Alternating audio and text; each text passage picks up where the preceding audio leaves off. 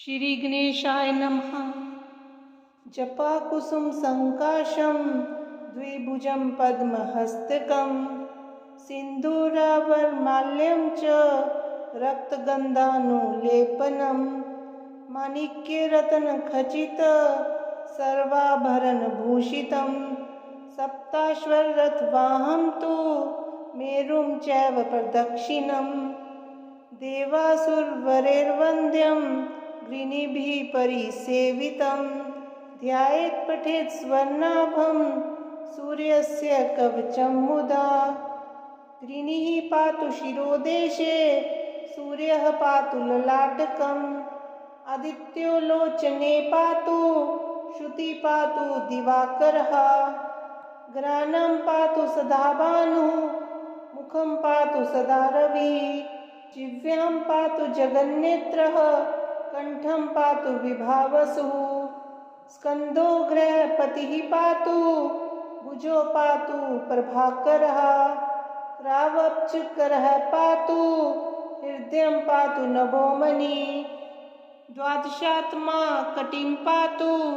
सविता पातु सक्थिनी उरु पातु सुरश्रेष्ठो जानुनी पातु भास्करः जंगे में पातु मार्तंडो गुल्फो पातु त्विषांपतिः पादो दिन मनिः पातु पातु मित्रोऽखिलं वपु आदित्य कवचं पुण्यं भेद्यं वज्रसन्निभं सर्वरोगभयादिभ्यो मुच्यते नात्र संशयः संवत्सरमुपासित्वा साम्राज्य पद्मीं लभेत् अशेष रोग शांत्यर्थं ध्यायेदादित्यमण्डलम् अनेक रत्न संयुक्तं स्वर्णमाणिकाय भूषणं कल्पवृक्ष समाकीर्णं कदम्ब कुसुम प्रियं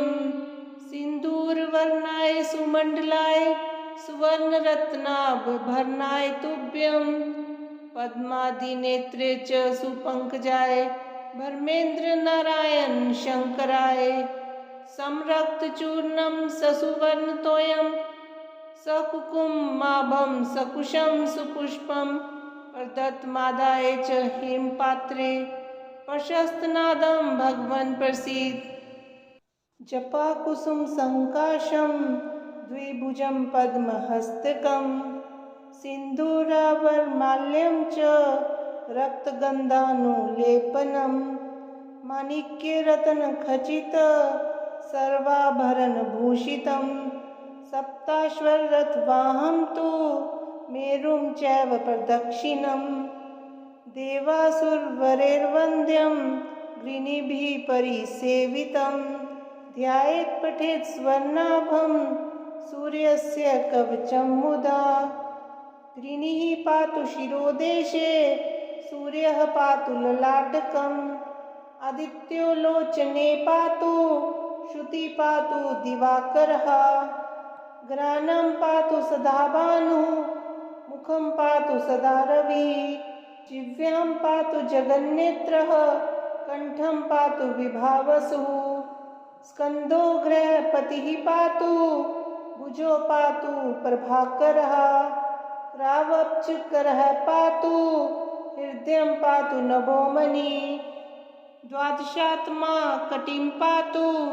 सविता पातु सक्थिनी उरु पातु सुरश्रेष्ठो जानुनी पातु भास्करः जंगे में पातु मार्तंडो गुल्फो पातु त्विषांपतिः पादो दिन मनिः पातु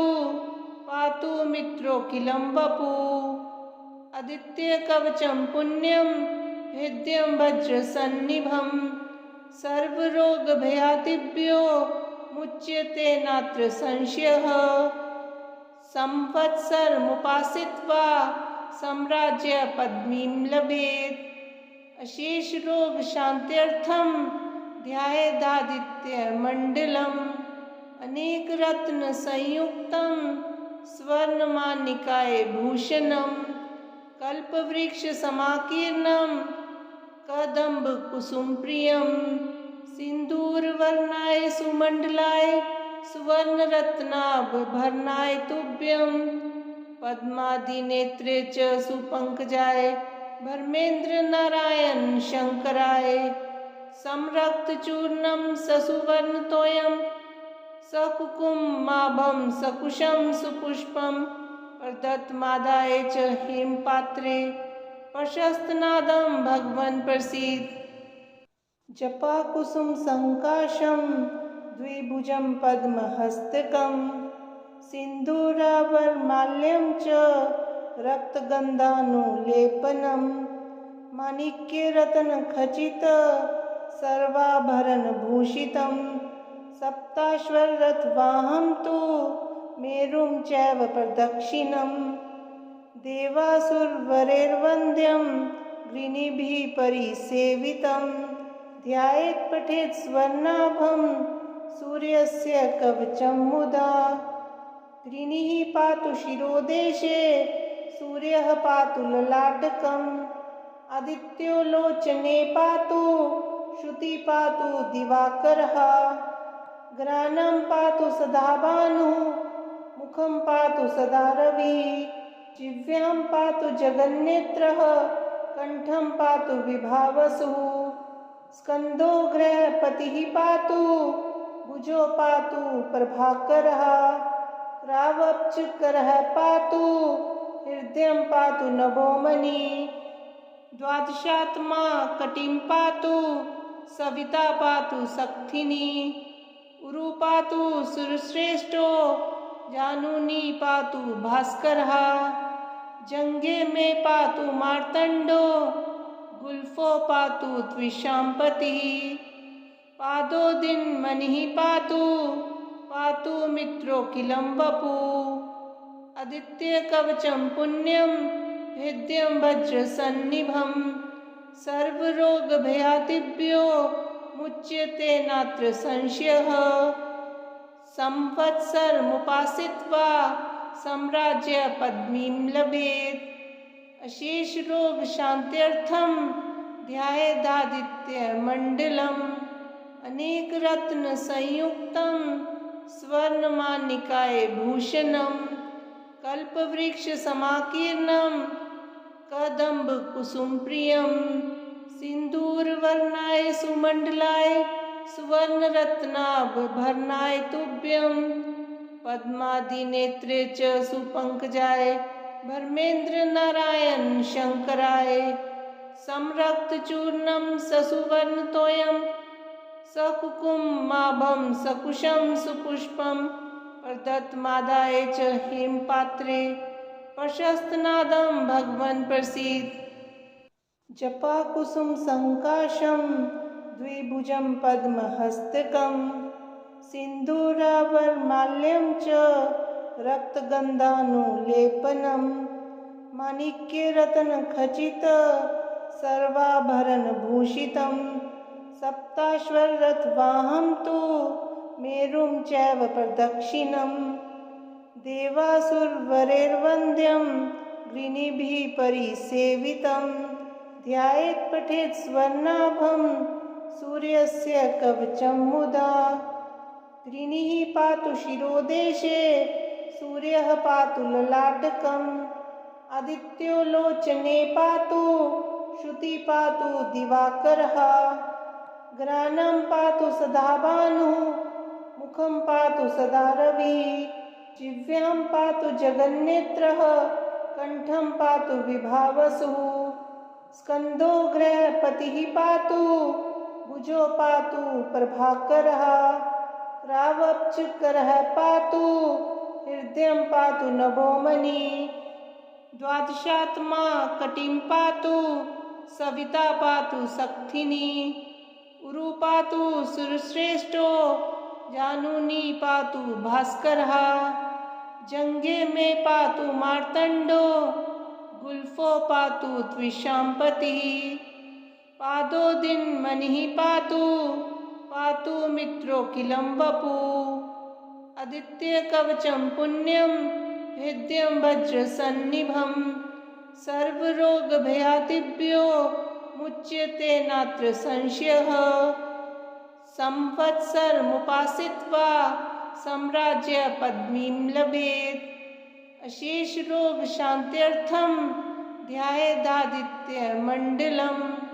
अनेकरत्नसंयुक्तं स्वर्णमाणिक्य भूषणं कल्पवृक्षसमाकीर्णं कदम्बकुसुमप्रियं सिन्दूरवर्णाय सुमण्डलाय सुवर्णरत्नाभरणाय तुभ्यं पद्मादिनेत्रे च सुपङ्कजाय धर्मेन्द्रनारायण शङ्कराय संरक्तचूर्णं ससुवर्णतोयं सकुकुमाभं सकुशं सुपुष्पं प्रदत्तमादाय च हेमपात्रे प्रशस्तनादं भगवन् प्रसीद। जपाकुसुम संकाशं द्विभुजं पद्महस्तकं सिन्दूराभरणमाल्यं च रक्तगन्धानुलेपनं माणिक्यरत्नखचित सर्वाभरणभूषितं सप्ताश्वरथवाहं तु मेरुं चैव प्रदक्षिणं देवासुरवरैर्वन्द्यं गिरिभिः परिसेवितं ध्यायेत् पठेत् स्वर्णाभं सूर्यस्य कवचं मुदा गिरिः पातु शिरोदेशे सूर्यः पातु ललाटकम् आदित्यो लोचने पातु श्रुति पातु दिवाकरः ग्रानं पातु सदा भानुः मुखं पातु सदा रविः जिह्वां पातु जगन्नेत्रः कंठं पातु विभावसुः स्कन्दो गृहपतिः पातु भुजो पातु प्रभाकरः रावपचकरः पातु हृदयं पातु नभोमणि द्वादशात्मा कटिं पातु सविता पातु सक्थिनी उरु पातु सुरश्रेष्ठो जानुनी पातु भास्करः जंगे में पातु मार्तंडो गुल्फो पातु त्विषाम्पतिः पादो दिन मनिः पातु पातु मित्रोऽखिलं वपु आदित्य कवचं पुण्यं हृदयं वज्रसन्निभं सर्वरोगभयादिभ्यो मुच्यते नात्र संशयः संवत्सरमुपासित्वा साम्राज्यपदवीं लभेत् अशेषरोगशान्त्यर्थं ध्यायेदादित्यमण्डलम् अनेकरत्नसंयुक्तं स्वर्णमाणिक्य भूषणं कल्पवृक्षसमाकीर्णं कदम्बकुसुमप्रियं सिन्दूरवर्णाय सुमण्डलाय सुवर्णरत्नाभरणाय तुभ्यं पद्मादिनेत्रे च सुपङ्कजाय धर्मेन्द्रनारायण शङ्कराय संरक्तचूर्णं ससुवर्णतोयं सकुकुमाभं सकुशं सुपुष्पं प्रदत्तमादाय च हेमपात्रे प्रशस्तनादं भगवन् प्रसीद। जपाकुसुम संकाशं द्विभुजं पद्महस्तकं सिन्दूराभरणमाल्यं च रक्तगन्धानुलेपनं माणिक्यरत्नखचित सर्वाभरणभूषितं सप्ताश्वरथवाहं तु मेरुं चैव प्रदक्षिणं देवासुरवरैर्वन्द्यं गिरिभिः परिसेवितं ध्यायेत् पठेत् स्वर्णाभं सूर्यस्य कवचं मुदा गिरिः पातु शिरोदेशे सूर्यः पातु ललाटकम् आदित्यो लोचने पातु श्रुति पातु दिवाकरः ग्रानं पातु सदा भानुः मुखं पातु सदा रविः जिह्वां पातु जगन्नेत्रः कंठं पातु विभावसुः स्कन्दो गृहपतिः पातु भुजो पातु प्रभाकरः रावपचकरः पातु हृदयं पातु नभोमणि द्वादशात्मा कटिं पातु सविता पातु सक्थिनी उरु पातु सुरश्रेष्ठो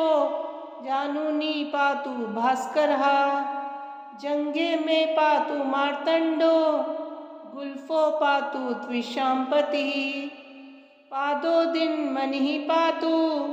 पातु मित्रोऽखिलं वपु आदित्य कवचं पुण्यं भेद्यं वज्रसन्निभं सर्वरोगभयादिभ्यो मुच्यते नात्र संशयः संवत्सरमुपासित्वा साम्राज्य पद्मीं लभेत् अशेष रोग शान्त्यर्थं ध्यायेदादित्यमण्डलम् अनेक रत्न संयुक्तं स्वर्णमानिकाय भूषणं कल्पवृक्ष समाकीर्णं कदम्ब कुसुम प्रियं सिन्दूरवर्णाय सुमण्डलाय सुवर्णरत्नाभरणाय तुभ्यं पद्मादिनेत्रे च सुपङ्कजाय धर्मेन्द्र नारायण शंकराय संरक्तचूर्णं ससुवर्णतोयं